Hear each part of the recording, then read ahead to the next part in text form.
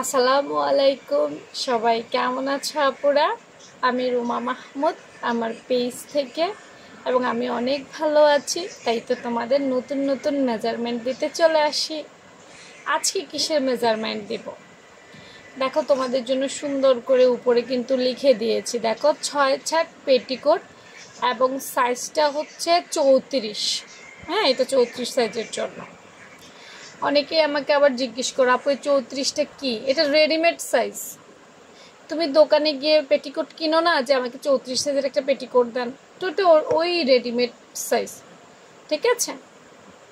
তো দেখো 6/6 পেটিকোটে খুব একটা মাপ আসলে লাগে না, খুব একটা মাপ শিখতে হয় না, অল্প কয়টা মাপ, জাস্ট দুটো মাপ, বেশি দাম।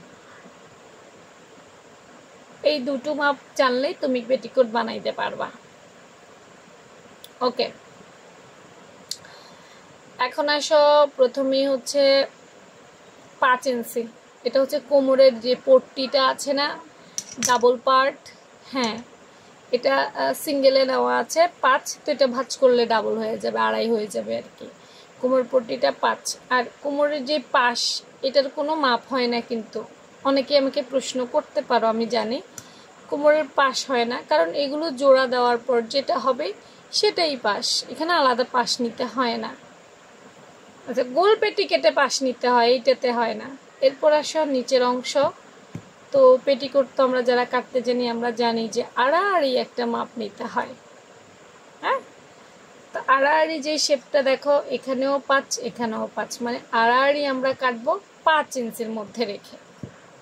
ব্যাস, এই দুইটা মেজারমেন্টে একটা পেটিকোটের জন্য যথেষ্ট।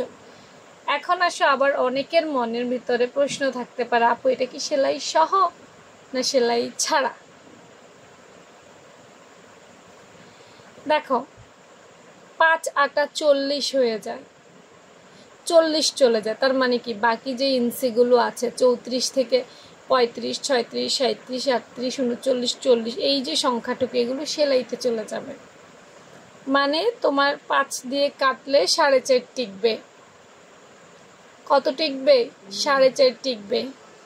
এখানে একদম সেলাই সহকারে মাপ নেওয়া আছে।